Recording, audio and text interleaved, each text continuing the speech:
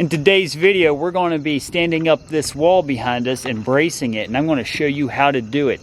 And how you do this wall would be how you do any other wall, other than you may have the wall bigger or smaller, or interior or exterior. And if you're new to this channel, my name's Josh, and this channel is all about building your own house and saving a ton of money. So be sure to subscribe, hit the bell so you get a notification every time I release a new video, and hit the like button. All right, let's get started standing up these walls. And you can see we have it built in two sections. So we're going to stand up the first section, then we're going to stand up this section. Let's get started. What you want to do is make sure you have your line chalked so you know where the wall is going to set. And all you got to do that is measure. In this case, we got 2x4 walls. You measure up 4 inches, make a mark, a little caret there. Go down the other side of the wall, measure up 4 inches, and then chalk the line from mark to mark, and that's going to be your straight line you're going to go with.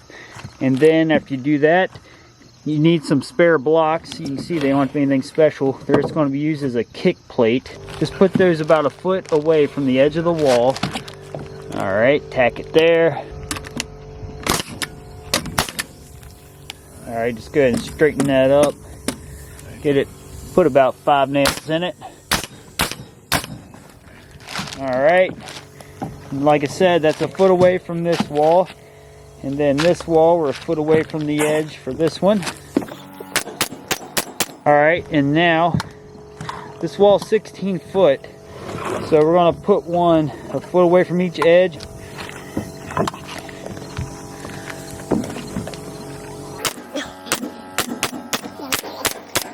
So if you look here from the outside, you just got one, like I said, about a foot edge from the side of this little wall, then a foot away from this little wall.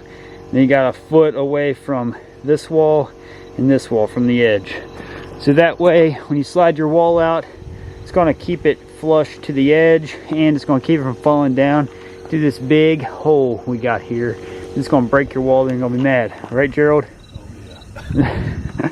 All right, so now we're going to go up here and get started standing it up. All right, so you want to come up to the side of the wall. You got to get under to lift, and then take a block a couple feet from the edge, on each edge, put one there, put another block a foot away from this edge.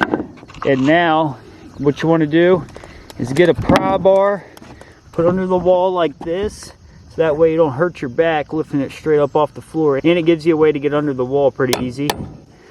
And now you can do this, actually one person just stand on the edge to leverage the wall up, and then kick the other block under. Boom. So what you got now, you got it 1.5 inches off the floor here, so you can get under it real easy. All right, so now we got our blocks under it. We're 1.5 inches off the floor here. So now we're going to grab some workbenches and lift it up and set it on workbenches. All right, something you're going to want to do is get a handful of studs ready. So when you get the wall stood up, you have some bracing ready to go, so you're not out running around the job site looking for braces. And you want to get a couple blocks that are about a foot or two long, because you're going to need those to put a block on the floor to have a place to nail to for your brace. So when you get 2x4s for braces, get some of your junkier ones, because you're going to be putting a lot of nails in these, so you don't want to use your straightest lumber for a brace. All right, we got our 37-year-old sawhorses here set up behind us. They're just sitting there, so that way when we lift, we can just slide the sawhorses under. It's 1, 2, then kick your bench under. All right, so either way you can get your bench under is fine. In this case, it's in long ways, but it's better off to twist it a little bit to hold more weight evenly across the sawhorse. All right, so that's what it looks like under there. You can see that's holding the weight of the wall. What we need to do is shoot a brace on the side of the wall here. So we're going to shoot it to this side of the wall, about right in here. So when we lift it up, we already have it secured on the wall to tack it. All right, kind of slide the bottom about where you need against the wall there. So now we're tight against the kick plate. Lift it up.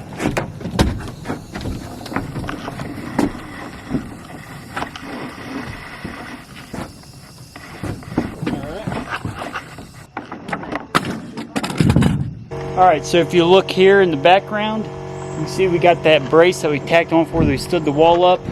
We put our level on it. Make sure we're plumb. It's nice and plumb. And while someone holds that plumb, like you see me do in the video, just tack a couple down here in that band board, and that's going to hold this section of wall pretty solid. So now we go down to the middle of the wall, and we're going to put it on the red line. As you can see, we might have to go outside and peck it in about 1/2 inch or pull it in. All right, so we'll want to take that 2-foot block I was telling you about. This one might only be 1.5 feet. Find a floor joist to nail to. Put a block that's going to be lined up with a stud over here on the wall. Tack this down.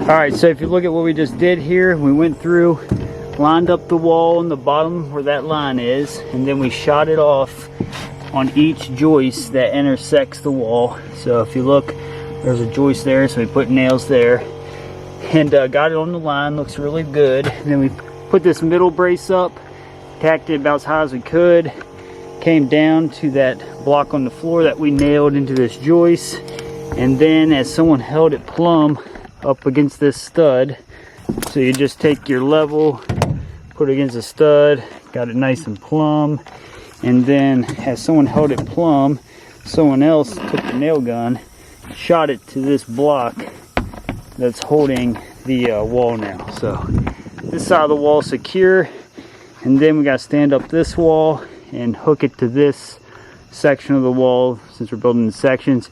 Then we'll brace this wall.